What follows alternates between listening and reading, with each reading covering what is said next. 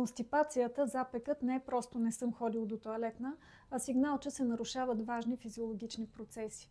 Дългото задържане на отпадъци води до газове, възпаление и пропускливи черва. Забавя се перисталтиката, натрупват се токсини, което може да се отрази на кожата, настроението, имунитета.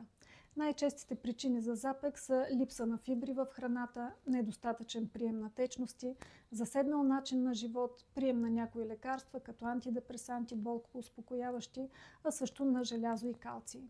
Добре е да се започне деня с чаша топла вода, може и с лимон. Това стимулира перисталтиката и събужда храносмилателната система.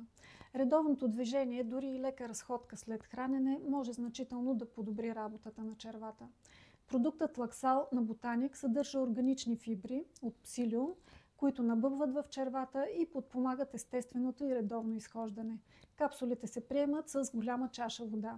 Формулата е нежна към стомаха и подходяща за дългосрочна употреба.